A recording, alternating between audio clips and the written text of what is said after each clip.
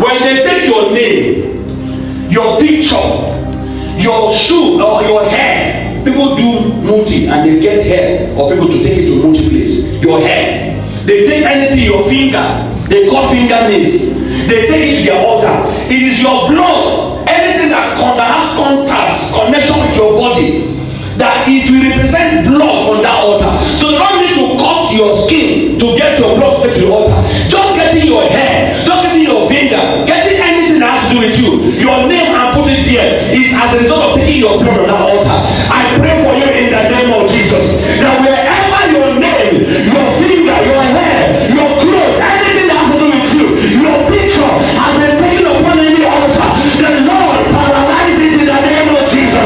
As they confess before the act of the covenant, may their powers of darkness be destroyed in the name of Jesus.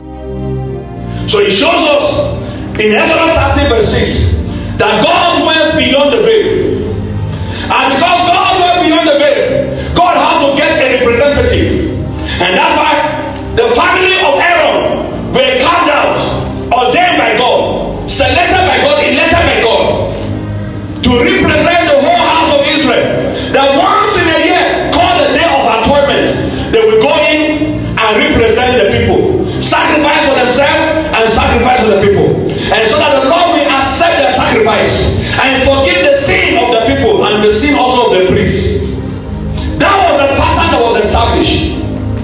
So every time we see the veil was a constant reminder that access to God was forbidden.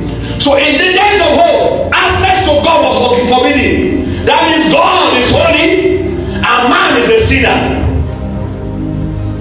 Whenever we see the veil or we hear the veil, it symbolizes the separation between humanity and God by the word that God established in Exodus 30 verse 6. That shows that God dwells between the veil. So in the days of old, when you see the veil, it represents that the access, that it reminds us, has a constant reminder on us that the access to God is not possible.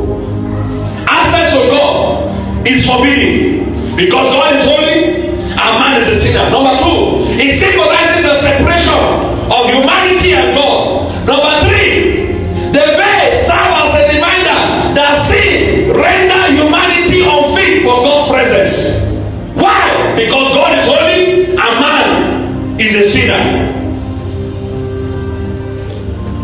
So the veil is also known in the Bible as what is called screen, as it says screen TV. So it screens who access the presence of God and who cannot access the presence of God. A screen, which means a partition, a separation. Every time we see the veil, that is what it reminds us of. Let's look at the Bible here. Look at Hebrews chapter 9 verse 1 to 7. Then indeed, even the first covenant had ordinances of divine and the earthly sanctuary.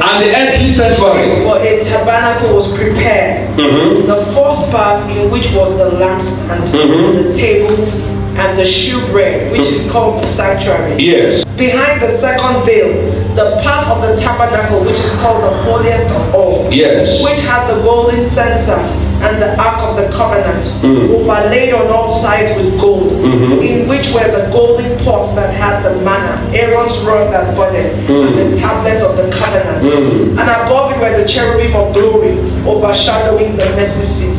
Of these things we cannot now speak in detail. Yes. 6. Now when these things had been thus prepared, the priest always went into the first part of the tabernacle, performing the services. But into the second part, the high priest went alone once a year, not without blood, which he offered for himself and for the people's sin committed in ignorance.